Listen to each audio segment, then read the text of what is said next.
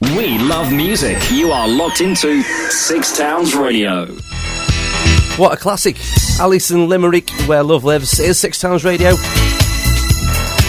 Thursday afternoon. Going over to telephones. I've got a guy who might know that song. We've got Graeme Park on the line. How are you doing, mate? You okay?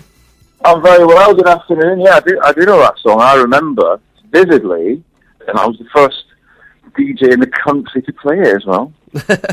That wouldn't surprise me. Superstar DJ Graeme Park. It's great to have you on the phone today. We want to talk about Movember. It's I think it happens every year. I think it's the 10th year this year of Movember. It helps to raise money and awareness for men's health issues, doesn't it? It does. I mean, mainly prostate cancer charity and testicular cancer charities. But it's also not just to raise money. It's also to raise awareness, because blokes are generally rubbish at talking about health issues. I mean, we've all sat on a bus, women talking about, their bits and stuff, and what's wrong with them. And women's charities are renowned, especially the cancer ones, for kind of getting lots and lots of coverage. Like the pink ribbon thing, the breast cancer and stuff.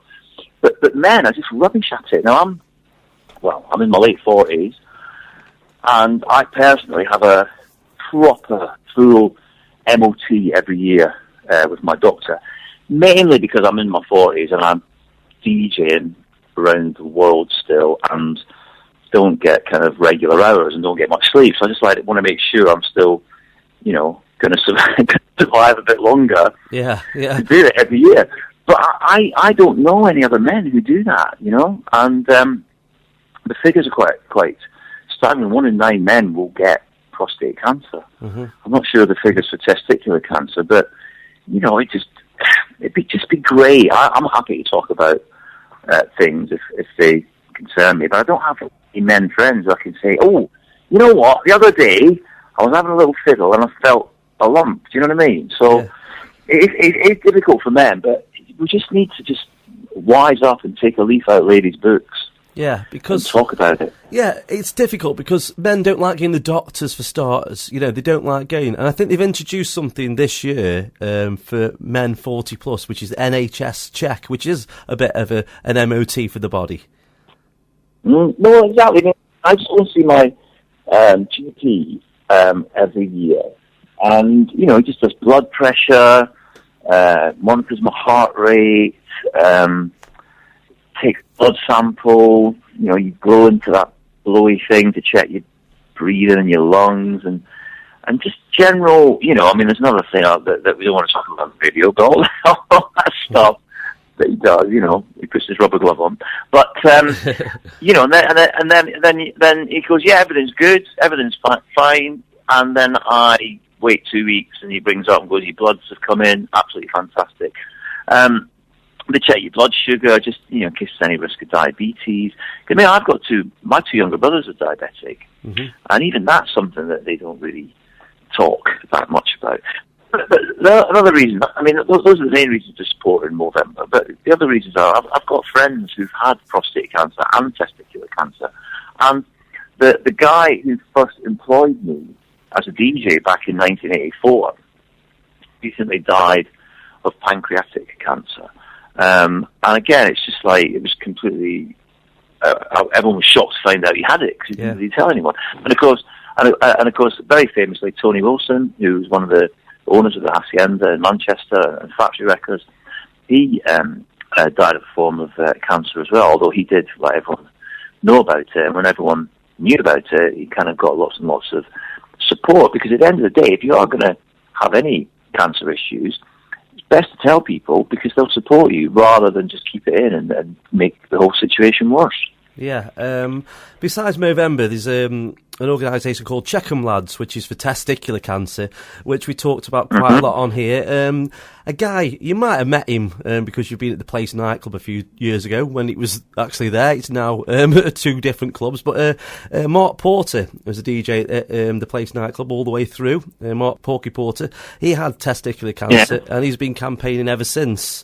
But yeah, that's another way, it has been getting across. But he found it's difficult, to approach this to other men because, like you said, people don't talk about it. It is difficult. It is difficult. I mean, one of Express 2, Rocky and Diesel from Express 2, I can't remember which one. One of them had testicular cancer, and they did a lot to raise awareness of it. But the good thing about Movember is all you've got to do is go on the stash, for 30 days. You don't have to run 10 kilometers. You don't even have to run 1 kilometer. You don't have to hike up a mountain. You don't have to, do a massive long walk. It's just going on a stash, and so which kind of brings a bit of an element of fun into it, especially if you're completely bald like me. I'm personally going to go. I have to confess. Actually, 2 weeks ago, I went 10 days without shaving and grew a beard, only so I could shave it off a week ago and practice and see what style I'm going to go for. And I've decided to go for the El Gringos, these Mexican kind of, handlebar type moustache, I think. Yeah, if you're going to do that, that's the one. It's going to be a bit grey though, unfortunately, but that's the main thing, isn't it? I was going to say, have you done this before? Because you are a stubble guy, you have a bit of stubble now and again, but have you ever grown a moustache before, Graeme?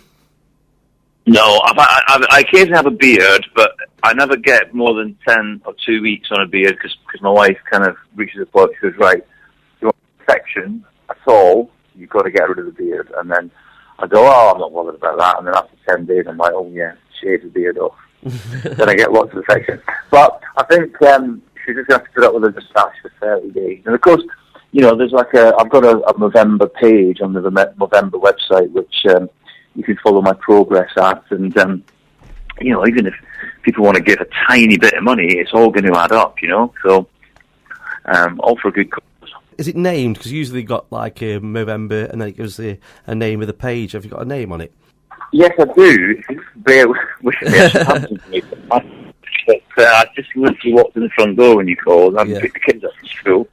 Of course, yeah. Of course. Open up my laptop. Yeah, well, you find that. But we'll just talk a little bit about this because I know quite a few people have done it and are doing it this year. I've just been up to Port Vale. A couple of lads up there are doing moustaches for Movember. I've seen Phil Taylor, the darts legend, is doing Movember. So a couple of people in the Stoke-on-Trent area are doing it. But we thought we'd get Graeme on, doing this show on 6 Towns as well as every other radio station. We thought we'd get him on talk about it today. Have you got your laptop on now, mate?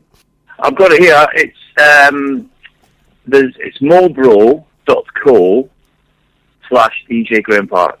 So it's quite a strange address, but it's Marlborough.co/DJ Graeme Park. Right. And that is the address. I'll email it to you. Yeah, you email it to me. We'll get it on our website so people can, donate. Yeah, I'll mention it on the show this weekend. And by the way, you can competition to win my new Hacienda 30 CD on the show this week. Oh, of course, yeah. I'll talk to you a little bit about DJing. We wouldn't get you on the phone just talk about Movember, even though it is a massive thing that starts today. But your name is synonymous with Manchester, the Manchester dance scene, Hacienda, and 30 years. I can't believe how quick it's gone. You know what I mean? I think you were DJing there from the late 80s, and it shut in the late 90s. Of course, it's a block of flats now, isn't it? It is indeed, but we did the 30th birthday party on Monday the 21st of May in the car park underneath the apartments.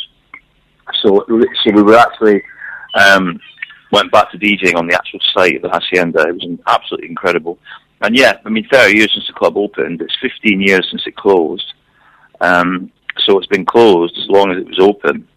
But the triple CD, which I've done with Mike Pickering and Peter Hook, is just gone down an absolute storm, and it's just crammed full of classic club tunes, and not all the obvious ones are. There's some lesser known ones, but everyone will recognise them as soon as they hear them. Well, so when you went clubbing in the 80s and 90s, a lot of the songs you didn't actually know the name of, but you remember them just from being out.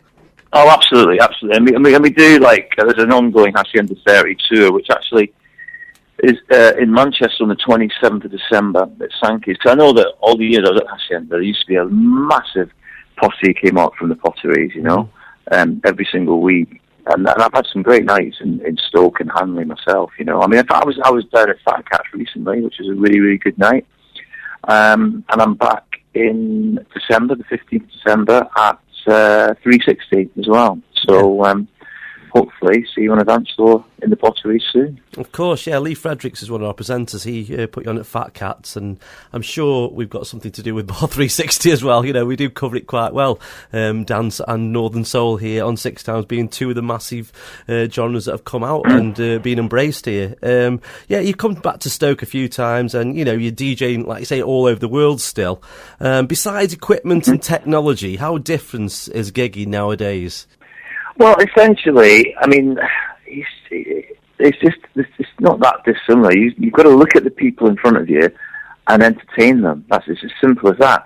It doesn't matter whether you use vinyl, CDs, USB sticks, laptops, software that mixes for you, or do the mixing yourself. At the end of the day, it's all down to what you choose to play. I personally still like to mix myself. I do use Serato on a laptop, but I use it with vinyl discs. So I still, I'm still involved in the whole mixing process. But it doesn't matter what equipment you use. It's not about equipment. And there's a whole new generation of DJs who get really hung up and quite obsessed about having the latest equipment. But at the end of the day, it's what you play. And I mean, there are lots of DJs now who have software that mixes for them, and people kind of slag that off. But personally, I don't mind it, because if you're on the dance floor, everything's going to mix seamlessly. You know, back when I started, there's a lot of DJs whose mixing was rubbish, and trying to mix a record sounded like a pair of trainers falling down the stairs. That's me. Yeah, but the thing is, they got away with it because they chose great music. So now, if you fast forward 20 years, and you're some kid who struggles to mix two records together, but you can choose great tunes, and the software will help you do it. Why not? Personally, I couldn't do that. I'd feel like a fraud. But then my reputation was built on seamless kind of mixing, really. You know, great long 5-6 minute mixes. Yeah, I've been DJing since the mid-80s myself, through pubs and clubs in Stoke-on-Trent, and my mixing wasn't brilliant. Again, it was more my song choice. And throughout the 90s, obviously, I got to mix a little bit more. It was more personality when I started out. And now I do a lot more mixing, and I do use DJ software, but it does help, and it hinders a little bit. But yeah, I do totally see what you mean. But I love it when kids come up to me nowadays and look at my computer and say, I DJ with vinyl. You know, I was DJing in 1990. You know what I mean? I didn't have a CD and laptops then. You know what I mean? So, yeah, it has come on quite well technology-wise. But I'm thinking, like, the dance floors. Do you think people come out later? Because, back in the day, an all-night rave was a once-a-week thing. Now you can go out till 6 o'clock every night of the week, can't you? Well, you can, actually. People are spoiled for choice, really. There's so much choice. There's loads of clubs that are open. So, daft o'clock. There's bars open till 2, 3, sometimes 4 o'clock that you don't have to pay to get in. But, I mean, even like a town like Stoke, you can walk down the main strip and you've got like 10, 12 bars all blasting out music, all with cheap drinks. But back in the late 80s and right to the mid-90s, clubs didn't stay open that late. 2 o'clock. I remember when clubs managed to stay open until 3 or 4. That was like a massive thing. Yeah. And there wasn't as much choice. And one of the reasons Hacienda was so successful was it was the only club in the Northwest that was playing acid house. And if you wanted to hear it, you had to go to Hacienda. And you didn't have to dress up to get in. It was the only club of its type. So, but now, the Hacienda, if it opened now, it would just be like another club, catering to people. But its legacy is all around us. Ministry of Sound, Gatecrash, Renaissance, Cream, they all copied what Hacienda were doing. Admittedly, they did it much better in a business sense, because they still exist and they still, put a profit in. Hacienda was just run so badly. It was just like, just run by hedonists for hedonists, and as a result, it died spectacularly. But you know what? Its spirit lives on. You've only got to come to one of the Hacienda tour nights to see how many smiles there are on people's faces, and the average age of the crowd on a Hacienda tour night is, way above 35, and that's good. It means I'm not the oldest person in the room. Yeah, I think a lot of the people who actually went to the Hacienda are glad that it's of that time, because I don't think, it would be the same for them now. I think, they're glad it probably did die, but the music lives on, as they say. I want to thank you for coming on. Indeed. I want to thank you very much, and I want to wish you all the luck in the world with Movember. Hope it gets loads of pledges and donations coming your way. If you do email me that address, that would be brilliant. I'll put that up on our website. I'll do that now. And, of course, if you go to my website as well, I'm going to do a little blog about it. This is graemepark.com. Yeah. And then this week's show has got some classic Hacienda tunes that didn't make it on the album, and lots of fantastic tunes as well. Okay. Thank you very much, Graeme Park. Cheers, Terry. You take care, mate. Thank you. See you later. Broadcasting to Stoke-on-Trent and the world. This is Six Towns Radio.